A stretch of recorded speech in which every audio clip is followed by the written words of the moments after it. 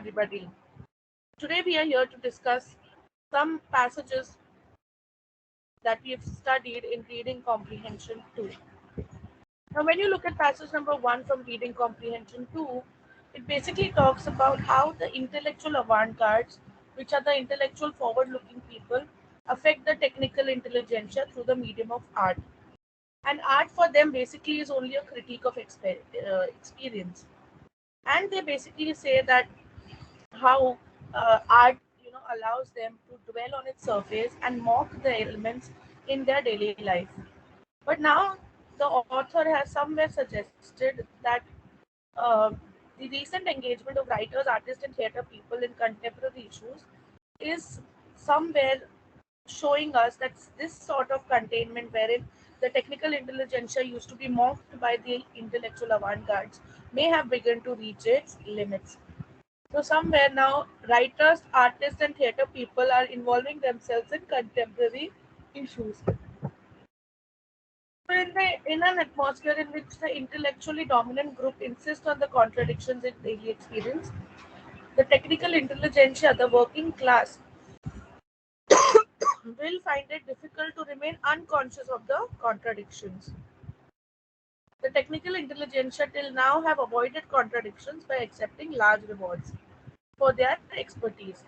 But now, as expertise becomes difficult to distinguish from ordinary service, the technical intelligentsia psychic security is now going to be in danger, which means the mental security will be in danger. Rendering of labor services takes the author back into the concept of spiritual proletarianization. Now, proletarianization is where the working class of a society, which is the employers of a society, get converted into employees. So, because the employers of a society get converted to employees, the psychological condition or the mental state of mind will be in danger for technical intelligentsia. The author says that if you want to bring about a radical change or if you want to bring about a change in the society, then a psychological precondition for radical action is far more important than an objectively revolutionary situation, which means state of mind of an individual is far more important than his environmental factors.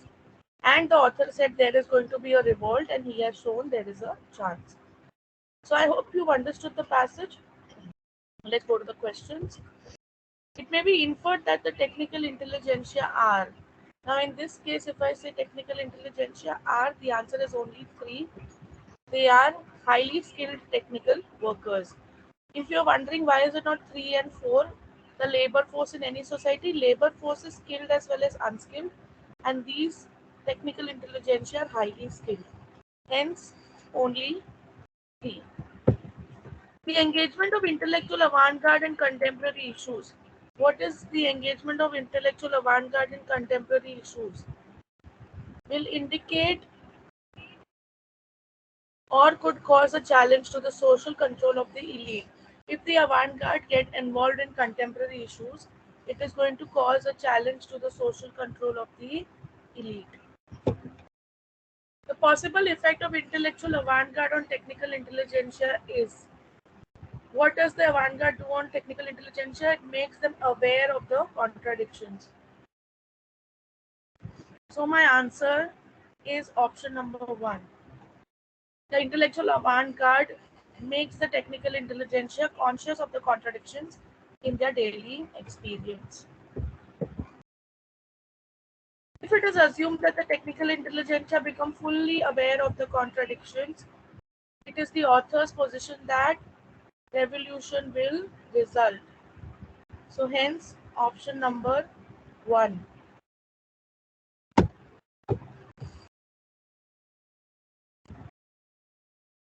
According to the author, now author has said a psychological precondition for radical action is far more important than objective revolutionary situation. So option number 1. State of mind of a particular group may have more influence than effect of environmental factors.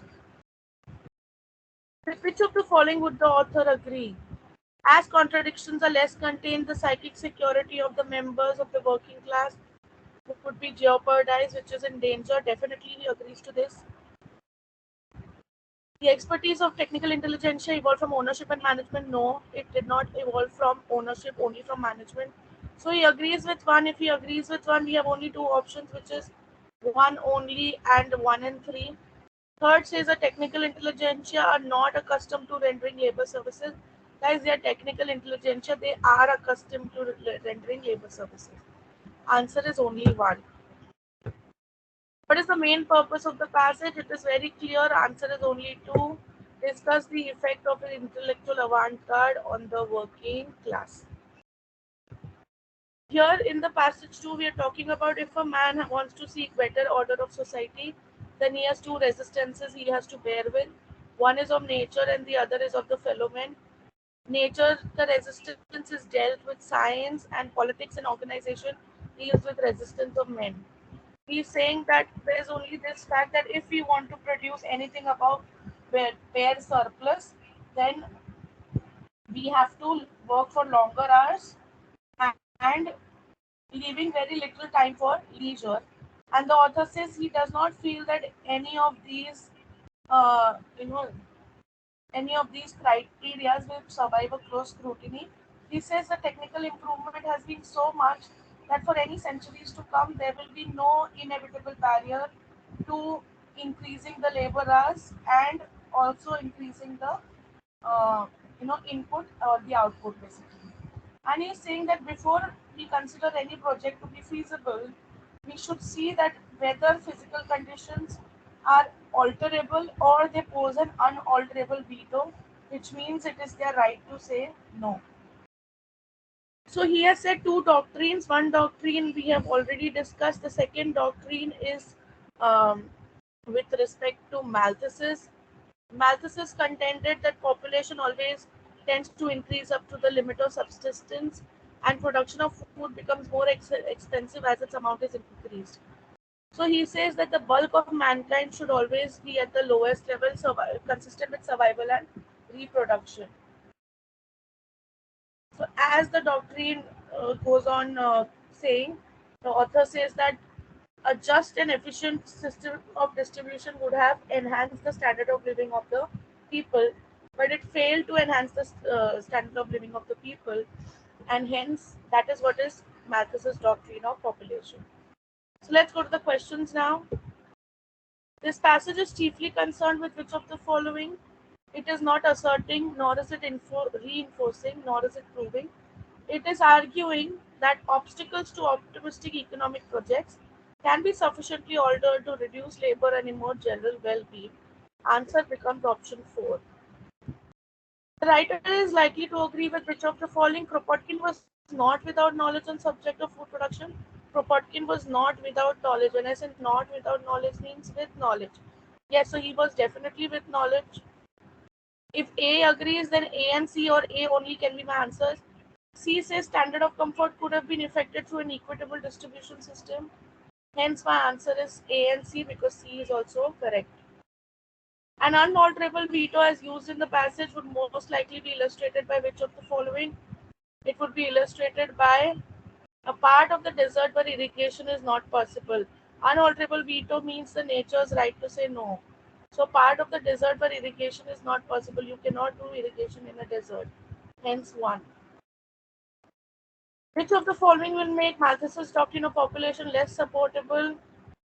It has been said in the passage that a just and efficient distribution system would have been implemented, and if it would have been implemented, then there would be a far greater rise in the standard of comfort. The third one is my answer that increase in productivity was followed by remarkable improvement in the standard of living. Nothing of this sort had happened. Increase in productivity was not followed by remarkable improvement in standard of living. So this makes the doctrine of population weaker or less supportable. I hope you've understood the passages. Thank you so much.